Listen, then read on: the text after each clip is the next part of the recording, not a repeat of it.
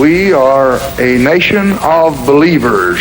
Underneath the clamor of building and the rush of our day's pursuits, we are believers in justice and liberty and union and in our own union. We believe that every man must someday be free.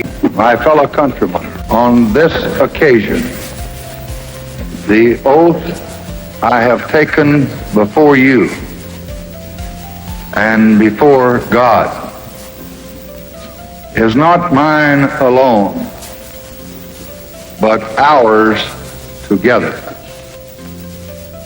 We are one nation and one people.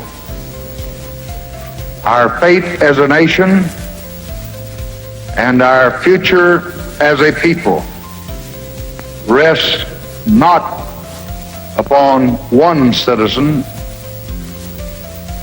but upon all citizens. That is the majesty and the meaning of this moment.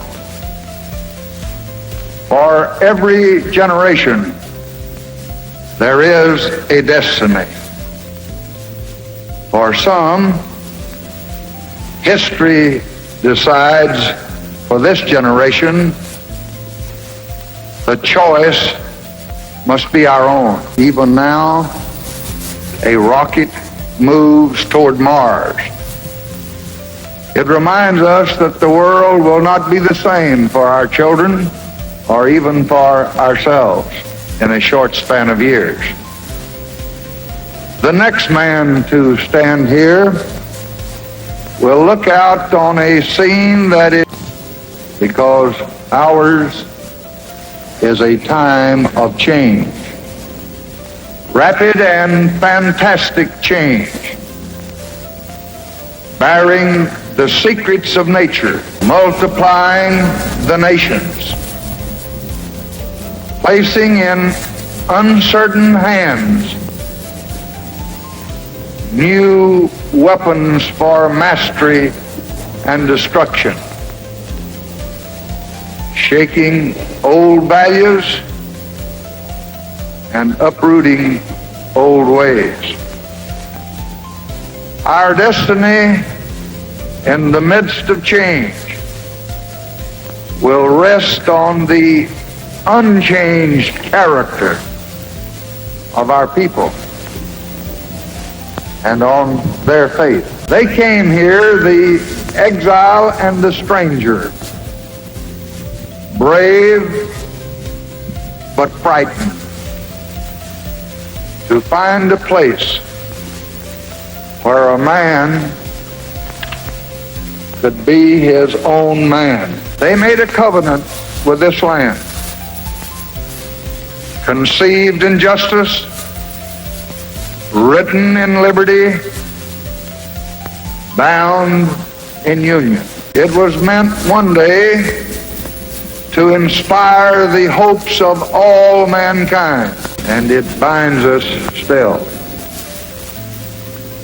If we keep its terms, we shall flourish under this covenant of justice, liberty, and union.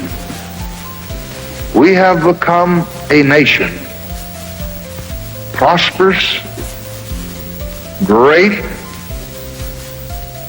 and mighty. We have kept our freedom. But we have no promise from God that our greatness will endure. We have been allowed by Him to seek greatness with the sweat of our hands and the strength of our spirit. I do not believe that the Great Society is the ordered, changeless, and sterile battalion of the ants.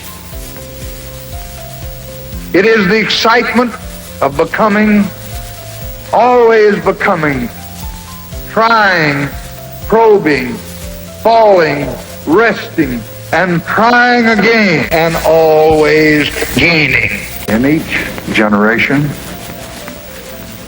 with toil and tears, we have had to earn our heritage again. If we fail now, then we will have forgotten in abundance what we learned in hardship. That democracy rests on faith. That freedom asks more than it gives. And the judgment of God is harshest on those who are most favored. If we succeed, it will not be because of what we have, but it will be because of what we are. Not because of what we own, but rather because of what we believe. For we are a nation of believers. Underneath the clamor of building and the rush of our day's pursuits, we are believers in justice and liberty and union and in our own union. We believe that every man must someday be free. We believe in ourselves. That is the mistake that our enemies have always made. In my lifetime, in depression and in war, they have awaited our defeat each time. From the secret places of the American heart came forth the faith that they could not see or that they could not even imagine. And it brought us victory, and it will again. For this is what America is all about. It is the uncrossed desert and the unclimbed ridge. It is the star that is not reached, and the harvest that's sleeping in the unplowed ground. Is our world gone? We say farewell. Is a new world coming? We welcome it, and we will bend it to the hopes of man. And to these trusted public servants, and to my family and those close friends of mine who have followed me down a long, winding road, and to all the people of this union and the world, I will repeat today what I said on that sorrowful day in November last year. I will lead, and I will do the best I can. But you must look within your own hearts to the old promises and to the old dreams. They will lead you best of all.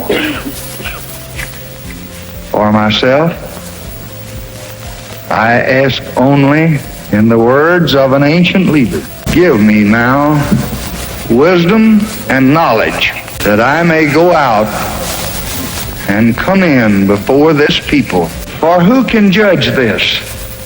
Thy people that is so great.